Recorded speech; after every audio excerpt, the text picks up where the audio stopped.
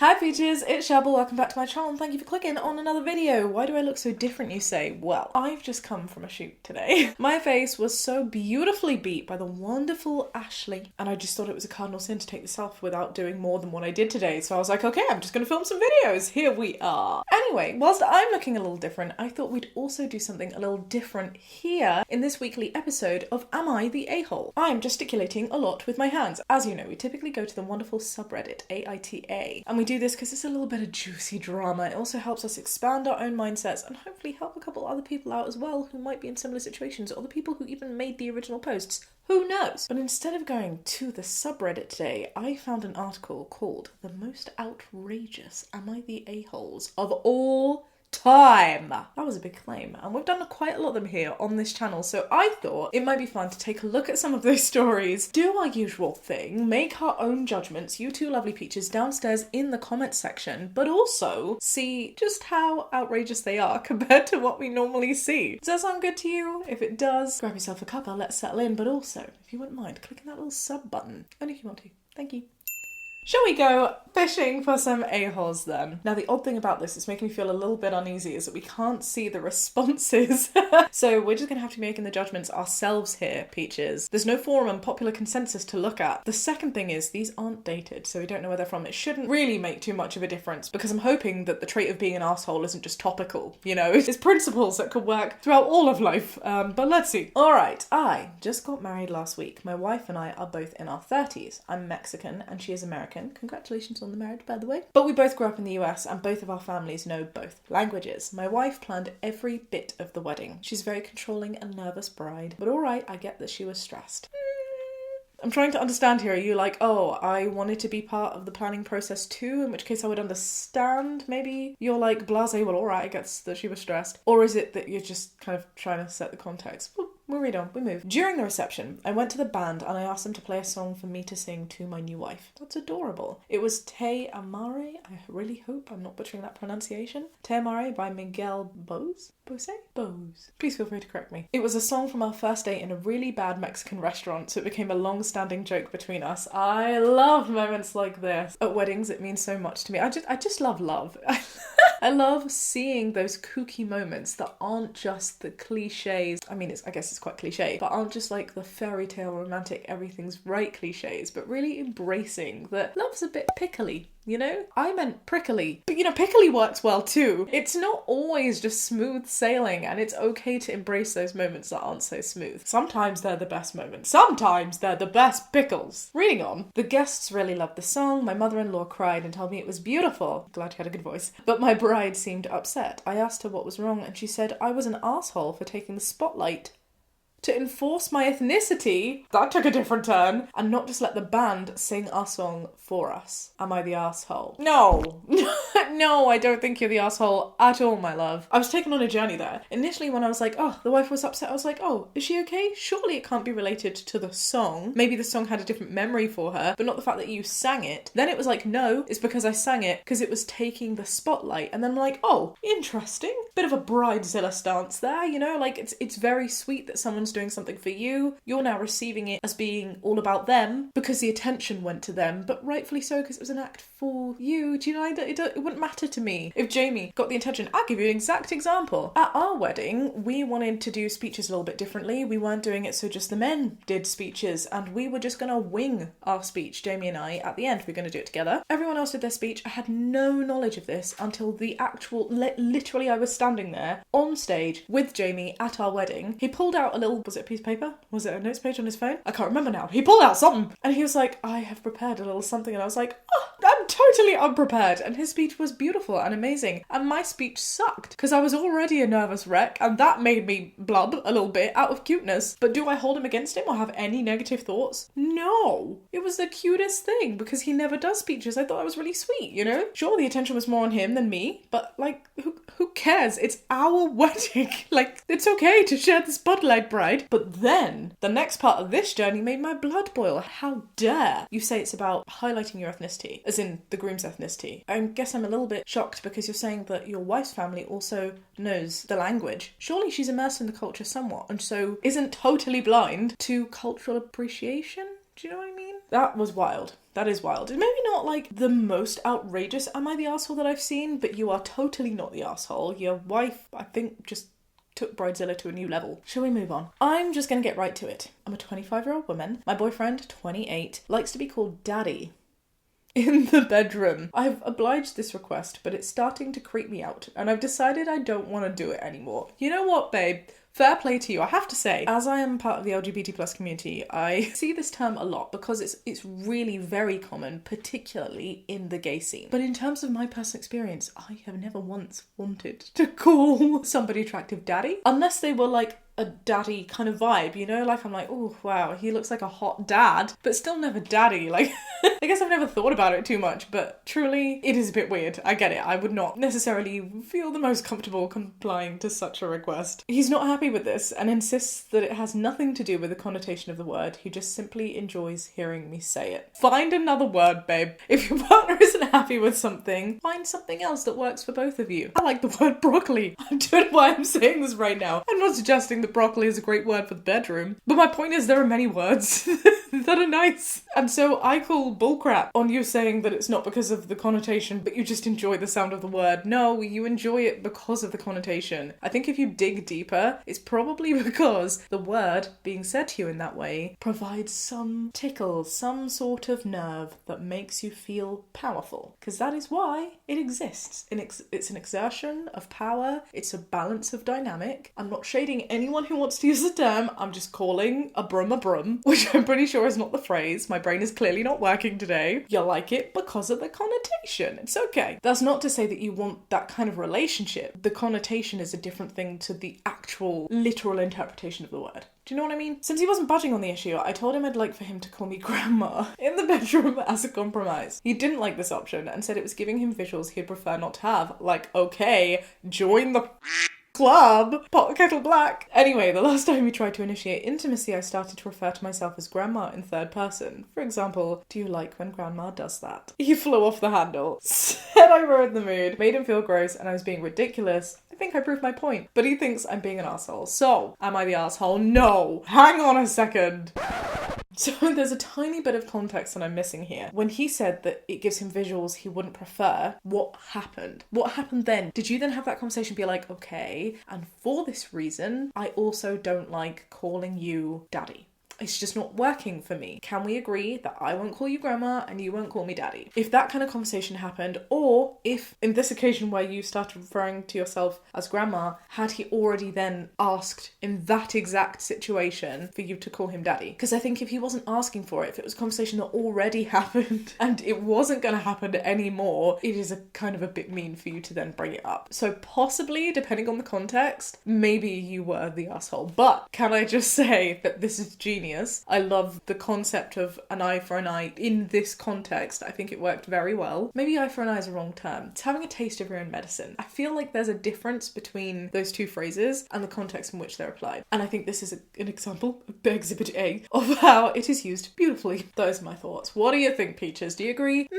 I would also say I'm not seeing like super outrageous. I expected these Am I the Arseholes to be significantly spicier, because right now it feels kind of on par to what we normally see on the forum. Maybe all the AITA posts have just gotten particularly spicy since, so the bar has been raised higher. Who knows? Alright, let's move on. So, I'm a 24-year-old woman and my boyfriend, 28-year-old man, is really protective over his furniture. I assume it's because they're white. This really shows when I'm on my period. My boyfriend does humiliating things like placing sheets on all of the chairs and lounges. I feel like if I were to leak, I'd just leak through the sheets anyway. And he makes me sleep in the guest bedroom on the first 2 days of my period, my heaviest days. And then he even asks me about when was the last time I changed my tampon. I am a grown woman who's had her period since the age of 12. I don't need someone reminding me to change my sanitary products. When he does this, I just feel embarrassed, and it gives me the vibe that he cares more about materialistic objects than me. I'm not even allowed to cuddle him during my period. I think this is about material objects, babe. He acts like I'm just gushing like a waterfall or something. I started my period yesterday, and as I expected, the sheets come out. I decided to put my foot down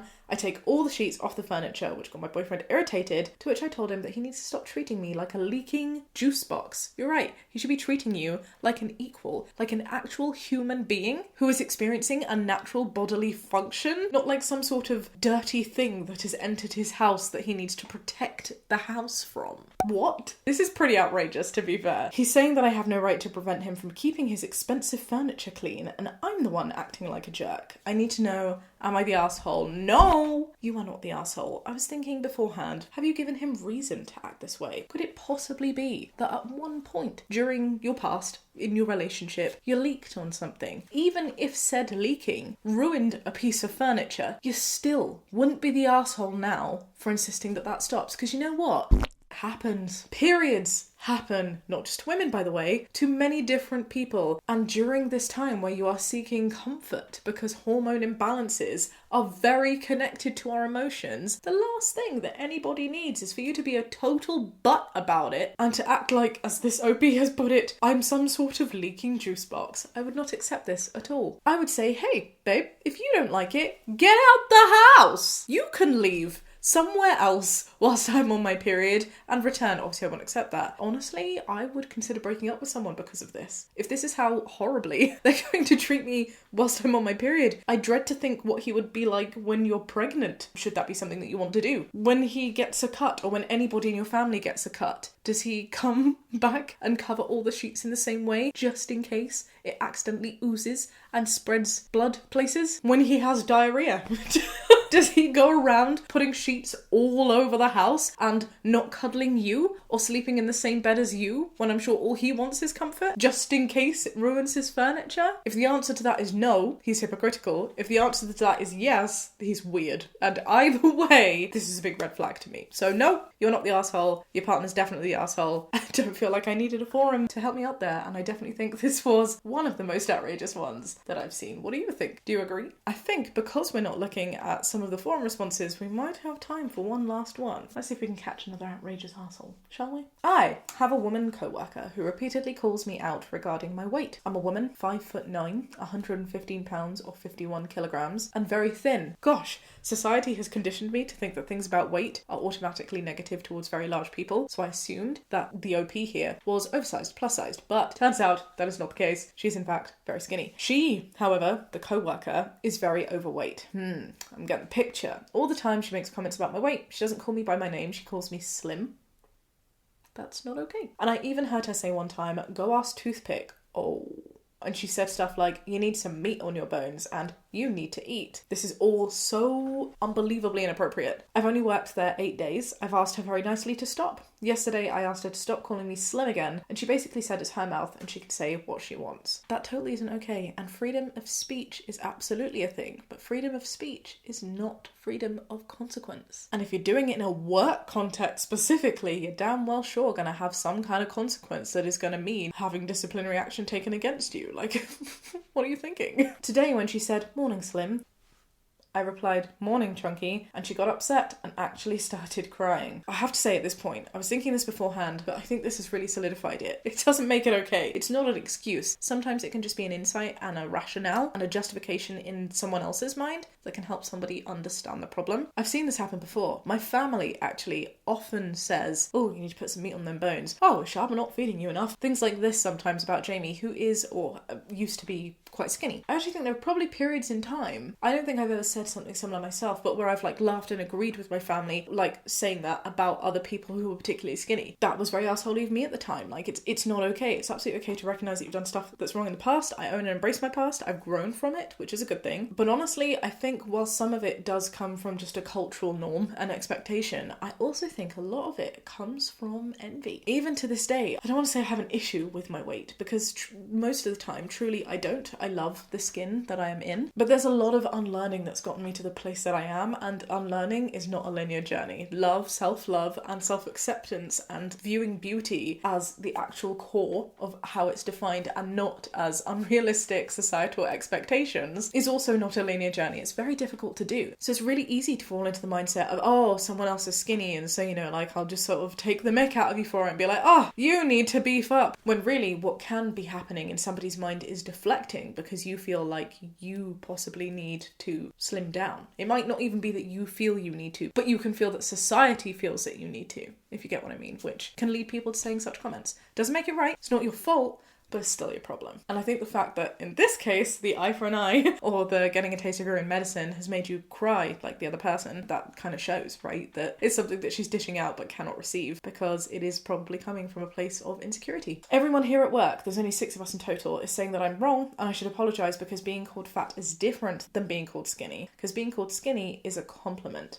No, my friends. This is exactly what I was saying. Possibly in the minds of people who are so succumbing to the pressure of society, who see very stick-thin models on magazines, very unhealthy ideal body images as an ideal, that's how it can be seen as a compliment. But that is such an unhealthy way to look at things. And in all of the discourse of body positivity and body neutrality, it's really important to remember that everybody has their struggles. Just because you might like something doesn't mean that somebody else likes that something. It doesn't mean that if they don't see something as a compliment, you can tell them that it's a compliment. No, it doesn't work that way. And actually, it isn't very different at all. The reality is in the same way that people get teased for being fat and large and plus size and overweight, people get teased for the other end of the spectrum. And there is stigma too. Different sometimes, sure, but absolutely still stigma, especially in the realm of eating disorders. So no, it's not different. It should be treated the same. I will leave my judgment for the end. I'm pretty sure I know where I'm going with this, but let's see. I said as long as she calls me slim, I'll call her chunky, and now I'm the bad person. Am I the asshole if I don't apologise? The manager has completely ignored the situation, saying it's a high school issue and we should figure it out. Well, that's really terrible management. We don't have HR. There's only 6 of us working here in a cupcake shop. We're regular employees. I went to the owner before I called her chunky and I asked him to talk to her because I felt she was harassing me. That's when he said we can handle it ourselves. That's why I called her chunky. I told her to stop calling me slim and I didn't like it. She continued to do it. She didn't stop after I asked multiple times. She brought up my weight. I brought up hers. Everybody sucks here. This is my badge. Everybody sucks here. Your colleagues suck for saying that it's a different issue. Your manager sucks for not being a good manager. The person you called chunky sucks for disrespecting you and bullying you because of your weight. But you also suck, my love, for doing the same back and bullying her because of her weight. I'm sorry, it's not okay. I get it. Sometimes it can be difficult to be nice or to try and resolve issues, but stooping so low to somebody else's level, I don't know. It just doesn't fit in this scenario to me. It's different. I'm trying to unpack and understand why it's so different to the grandma situation, which was also, getting a taste of your own medicine. I also understand why on the face of it, if nothing else is being done, you might feel like that's a good thing to do. And maybe that is the thing that definitely secured the right action. If your work colleagues weren't helping you, if your manager wasn't helping you, you stooping so low and saying said thing actually made a difference. I get it, but it's still an asshole move. It doesn't mean it's the morally right thing to do. That's my viewpoint. I feel like that's a controversial one and a lot of you peaches are going to disagree. Let me know downstairs in the comments. Just be kind. That's all I ask. We're here to learn. Alright, beautiful people. I think some of them were pretty outrageous. That last one as well seemed on par with the rest of Am I the Arsehole, but who knows? I mean, we should know. We look at it enough. If you enjoyed this video, do give it a thumbs up, subscribe if you'd like to see more, and I'll catch you next time with another video. Be kind and have a great day. Bye!